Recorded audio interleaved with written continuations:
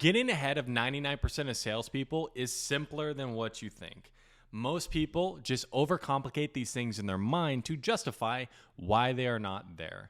So in this video, I'll be going over the three main things that I focus on in order to get me to the top 1% in sales. Okay. This is coming from somebody in my short sales career has closed over $6 million in sales. And I've also trained hundreds of other students to make 10, 20, 30,000 plus.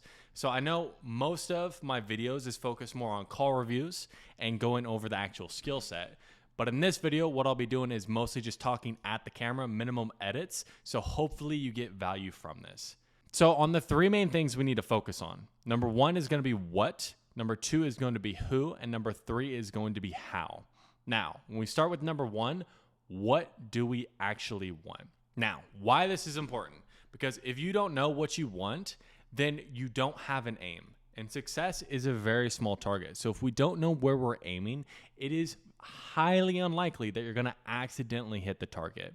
And if you do not have a clear vision for yourself, oftentimes you're going to find yourself in someone else's vision. So you need to understand what you actually want and create a clear vision for yourselves. Now, with sales, it's the closest thing to sports in business. Either the ball goes in the net or it doesn't go in the net. So either you make the sale, you make the commissions, or you don't make the sale and you don't get the commission.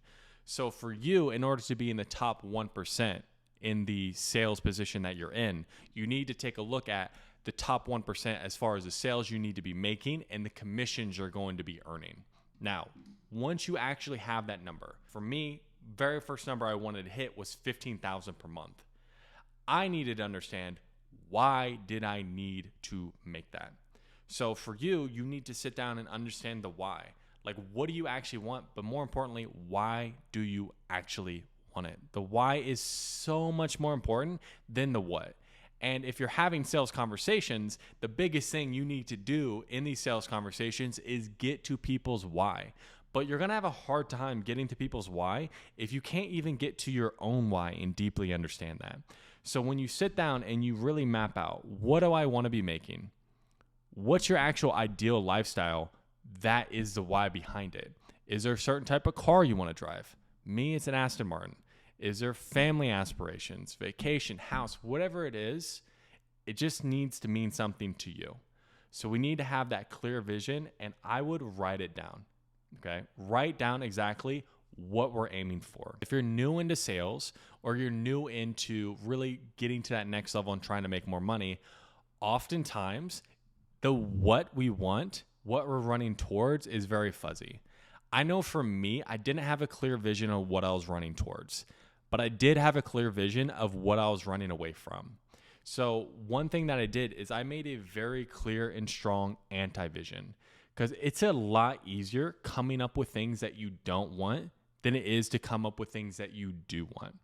For me, growing up in Kansas, the two big things that I did not want, number one was being average, and number two was being restricted, because I grew up in a single mother household, one of six. Okay, so restriction was something I was very familiar to.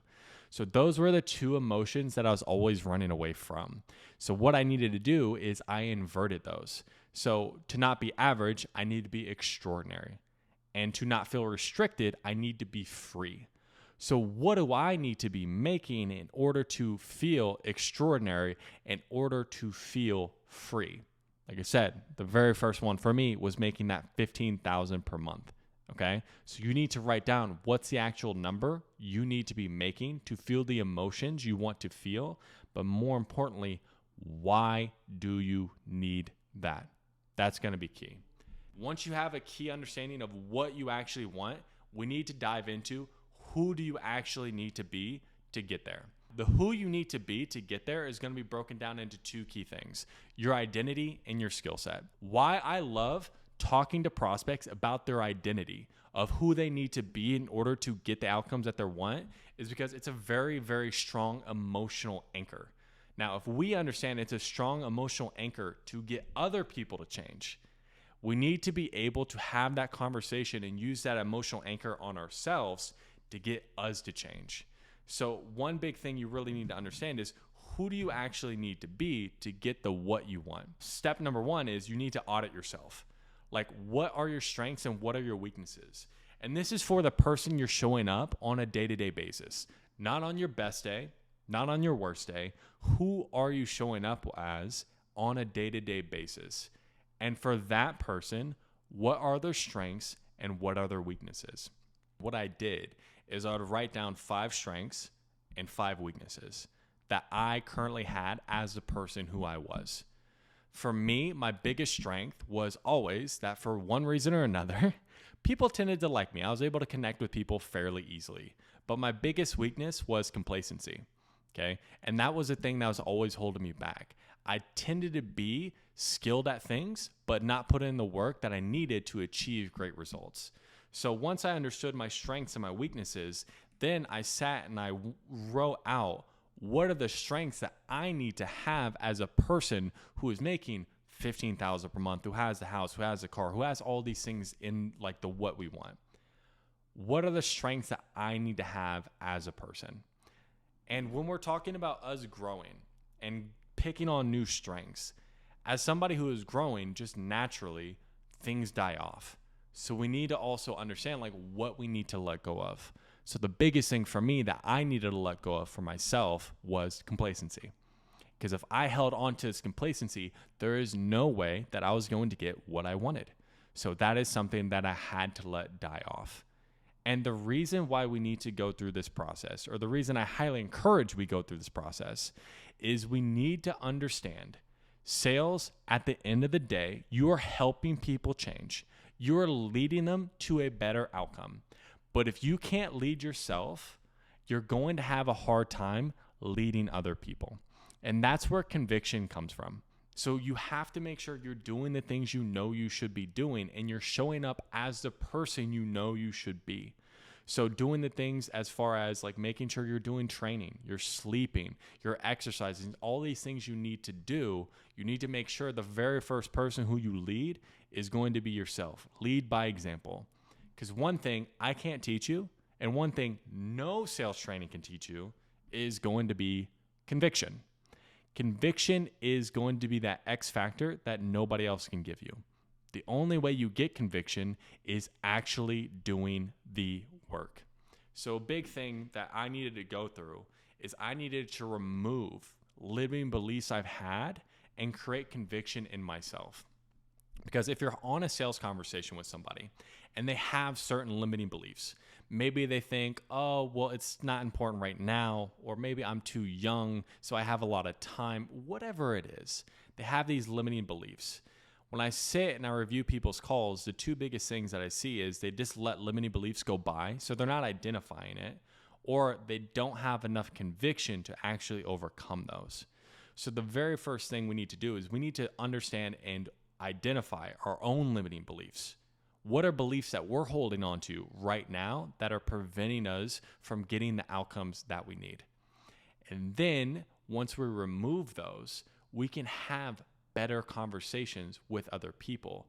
If you're telling yourself that you don't have the money to invest in yourself, whatever it is, and you hop on a call and somebody else tells you that, how on any level are you going to help them overcome that belief in their mind if you can't even overcome it for yourselves? So whatever belief that you feel like is holding you back, you need to make sure you're able to let go of it.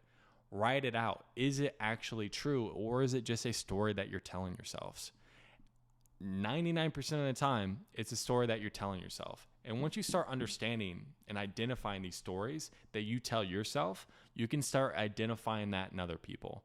For me, that's how I became really, really good at pre-handling and overcoming objections. I understood these limiting beliefs in myself, and I created conviction and how to overcome that in other people, because the first person I had to convince was myself. Next is going to be making sure we're showing up to every single call the way that we should.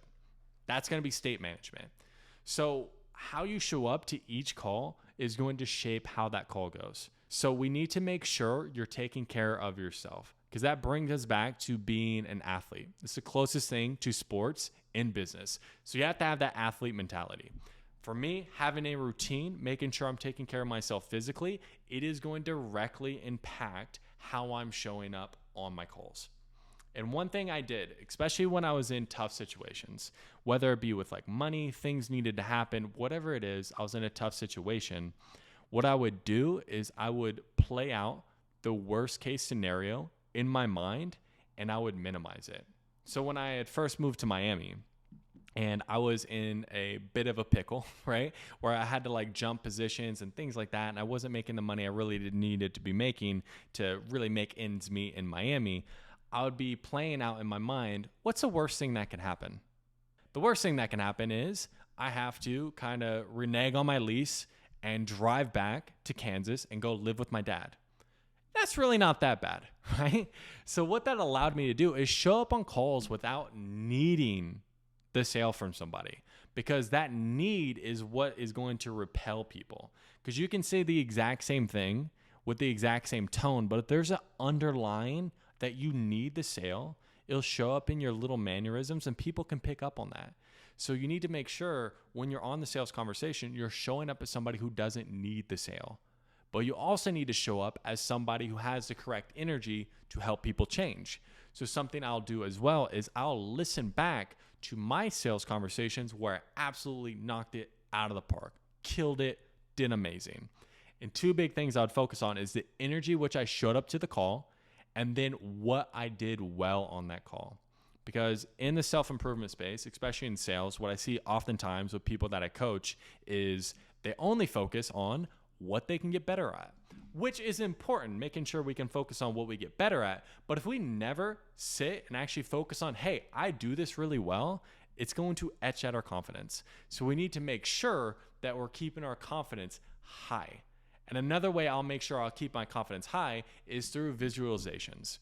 So every night before I go to bed, I would look at my calendar before I go to bed and I'll visualize having a conversation with each of those people and them giving me their credit card information. And then I would go back in the sales conversations I had that previous day, and any sales conversation that didn't go my way, I would visualize and rewrite history in my mind of them having good conversations and them giving me their credit card. So for me, in my mind, I always close 100%.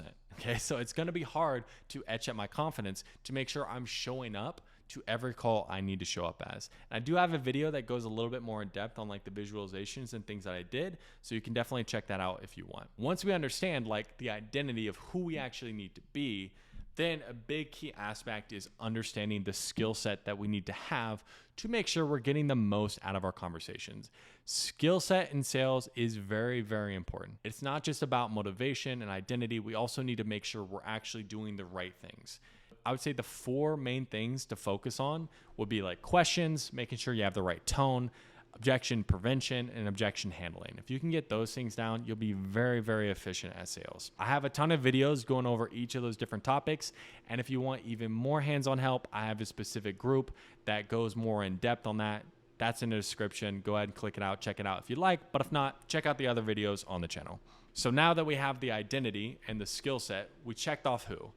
Now we need to understand how do we get it done? And when it comes to how, the big thing is going to be opportunity, okay? So there's two big things when it comes to opportunity. Number one is being on the right offer. How do you actually find a job?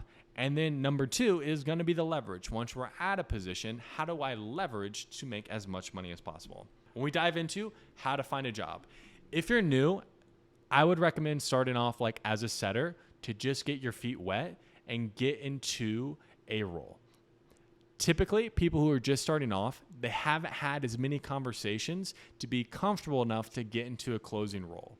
And what I see a lot of times and what I've seen people suggest as far as like when they're first starting off, I would highly recommend, now you don't have to do mine, but some type of training, because it is unreasonable for you to expect somebody to be spending thousands, if not hundreds of thousands of dollars on ads to get people in front of you, and then for you to learn while burning their money, okay?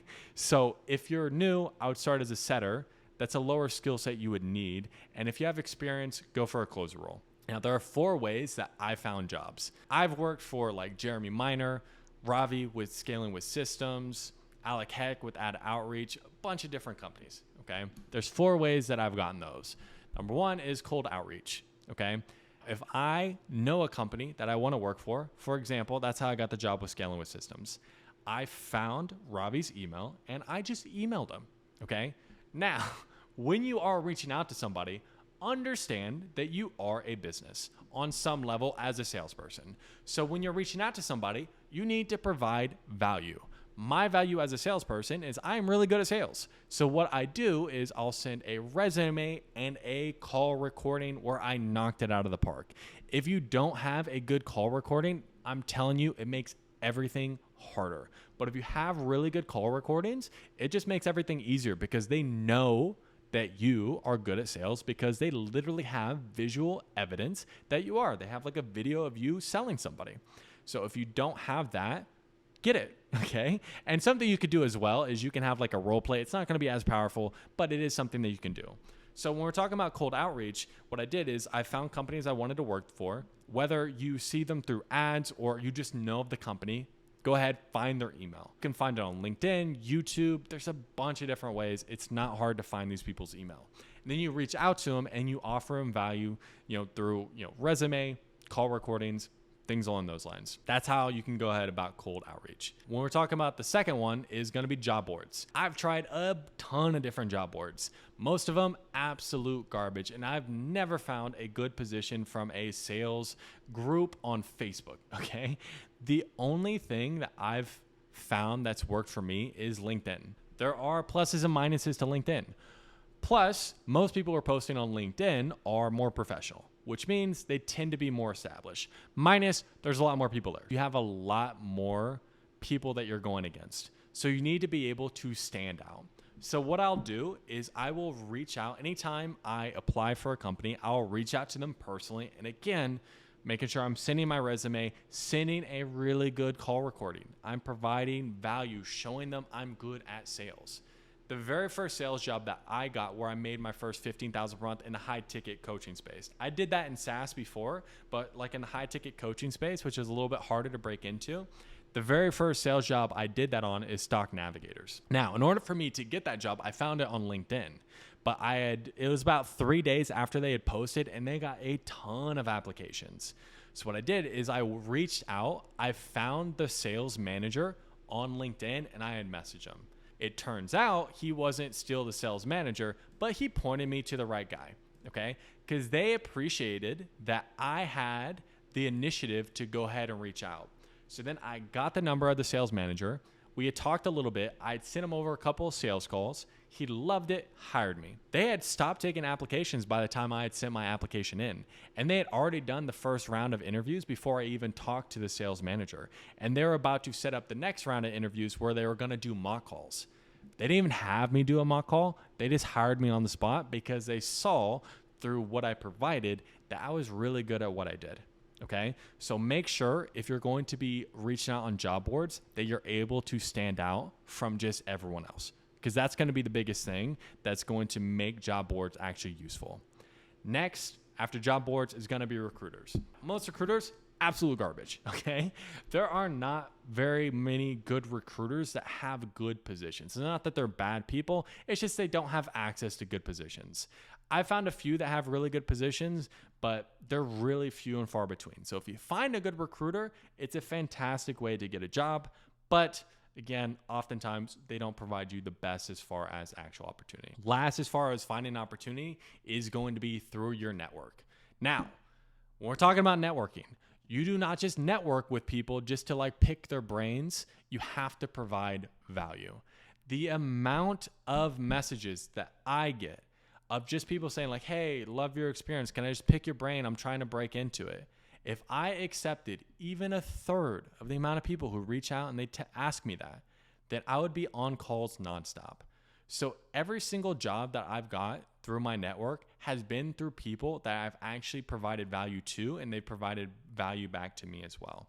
Whether it be I was in a coaching program with them and I role played, or I coached them personally, or we're on a different sales offer, or I've actually gotten other people jobs where I knew them. I provided them value, and then once they're in a position to provide me value, they're going to reciprocate. So when you're networking, network to provide value. Don't just network to find opportunity. Really easy way you can start networking is join a sales training group, and other people are in the group. Guess what? They're trying to get better too. Easy thing you can do is you can start role playing with these people. Once you role play, you're providing value to them. You can see if there are openings there. But again, I would say that's the best way to network, but tends to be for me, every single job I've got through my network, I've known those people at least 6 months plus. So if you're in a crunch to find an offer, networking, I would say, would be the last. Cold outreach, job boards, or recruiters. Once you have the offer, then we need to talk about leverage. So leverage is just how many sales you can make in the time frame that you're given. There's two big things that make up the leverage. It's going to be your skill set and your activity. Now, we already talked a bit about skill set, but the big thing I want to hone in on is just make sure you make it a priority to get better. Is training something you did, or is training something you do? Just with anything in life, if you just allow something to atrophy, it will atrophy. And that comes down to your skill set as well.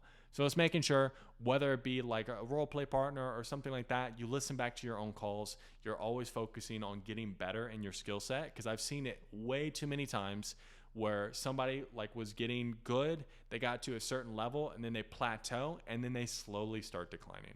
So make sure you're not that guy. Always be improving, always be getting better. Next is going to be activity. Now, people don't talk about this as much. Why? Because it's a lot more fun to talk about how do I overcome objections than how do I call more people. Okay. But it's simple math.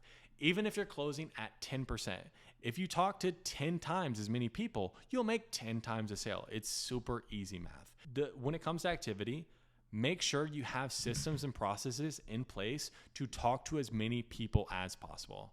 Because let's say, for example, a big thing that I see happen is somebody has 10 hours a day dedicated to calls, but they have 4 no-shows. And then, so they have 4 hours free, and they do absolutely nothing with those 4 hours. So they don't work 10 hours a day, they work 6. Or they don't work 8 hours a day, they work 3. So if you're a salesperson and you want to be the top 1%, okay, you need to make sure you actually work the 8 to 10 hours that you set out to work every single day on revenue generating activities. So if you get a no-show, for example, there needs to be a process that you follow of what you do after every single no-show.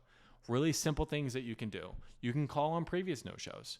You can call on people you did not sell to try to get them through the door, or you can call on people you have sold to get upsells or get referrals.